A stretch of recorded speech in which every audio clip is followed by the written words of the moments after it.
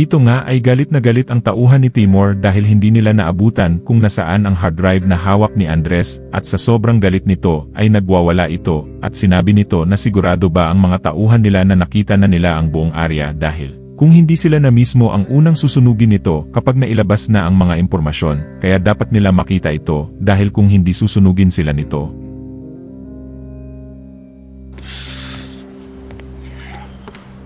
Ano? Wala bang update? Sinerch nila yung buong lugar. Pero wala silang nakitang tao doon.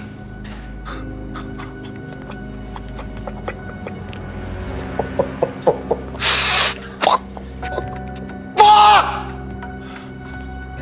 Ano? Sigurado sila? They searched the entire area? Sigurado hindi pa nakakalayo yun?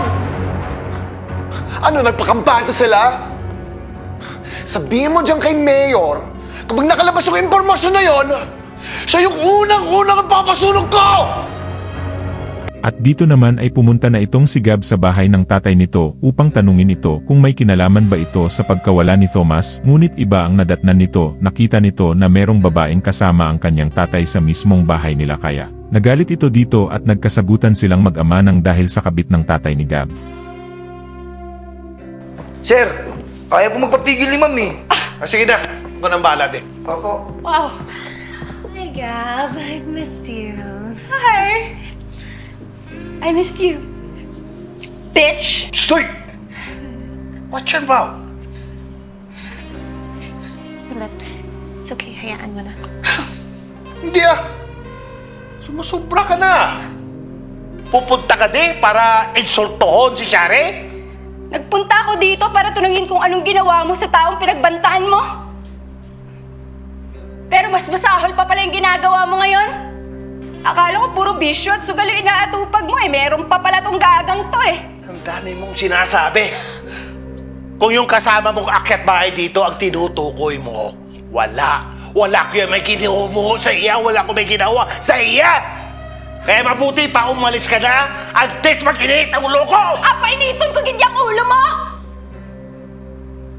Dinala mo pa yung hayop na yan sa bahay kung saan kayo nagsama ni Mama? Di ko alam kung saan mo nakukuha yung kapal ng mukha mo! Kapastos na bitchay mo! Bastos ka! Bastos man gid ka!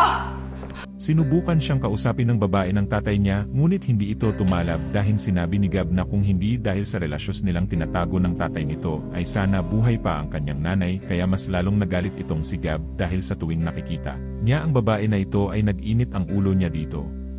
Stay away from me! Hawan niyo muna kami. Look! What?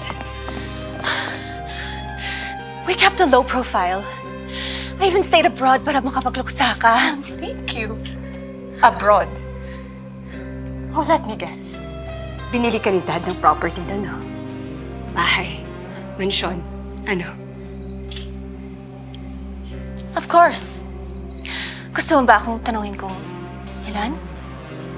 Ito namang si JB ay napapaisip na tungkol sa tatay nito at kay Timur iniisip nito kung ano nga ba talaga ang connection ni Timur dito at naalala pa nito ang mga binitawang salita ni Timur nung ito ay buhay pa at kasama nila kaya nasa isip nito na gusto niyang malaman talaga kung ano nga ba ang koneksyon ng dalawang ito dahil ang tatay nito ay merong tato tulad ng tato ng tatay niya kaya mas lalong gumugulo ang isip nito.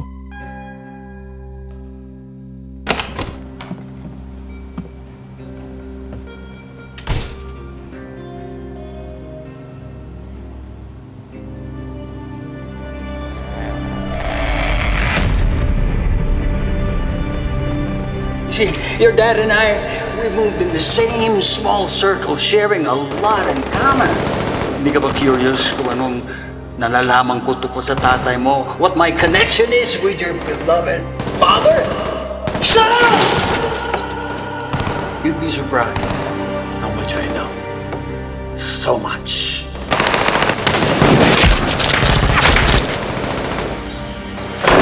These packages down!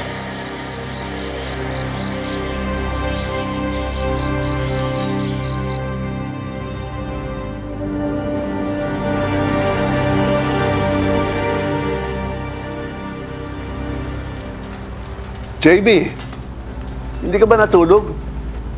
May mga bantay naman sa labas eh.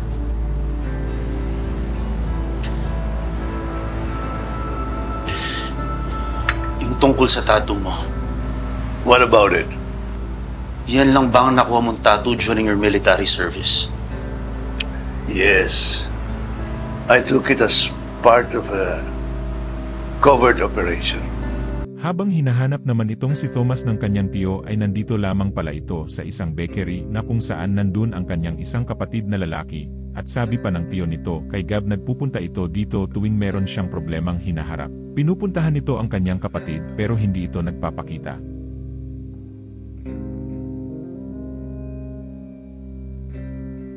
Ito namang si Miguel ay nakipagkita dito kay Greg at gusto lang alamin ni Greg kung meron ba itong kinalaman dito sa pagkamatay nitong kabit ng asawa niya. Ngunit nang tanungin ito ni Greg ay sinabi nito ay everything is under control kaya wala pa rin. Salinaw kung siya nga ba talaga ang pumatay dito.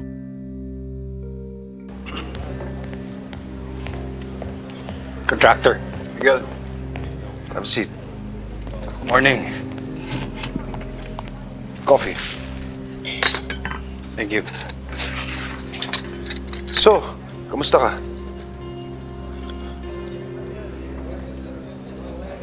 I'm good, sir.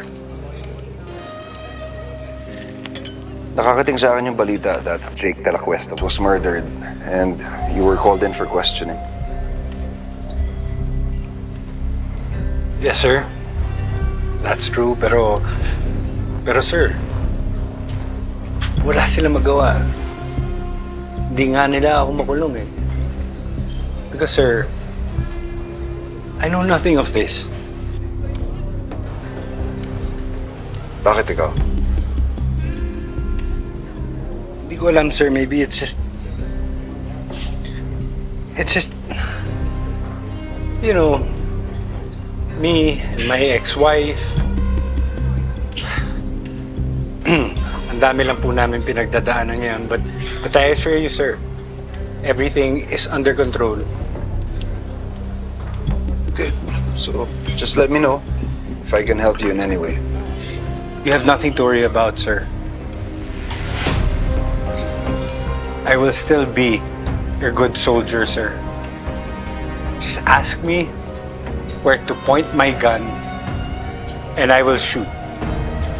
Dito naman ay nagkita na itong si JB at si Andres. Sinabi dito ni JB kung meron daw ba siyang nakitang impormasyon tungkol sa kapatid nito, at sinabi nito na meron, ngunit meron pa siyang isang pangalan na nakita at tinanong siya ni JB kung sino, at nagulat ito nang sabihin ni Andres ay ang kanyang ama.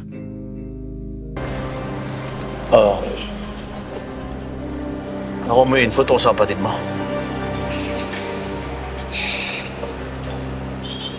Nandun yung pangalan ng kapatid ko.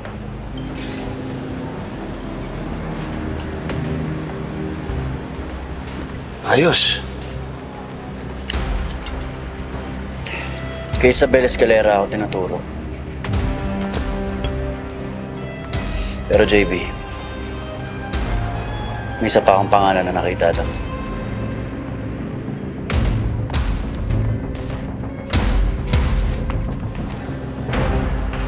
Kanino? Sa tatay mo.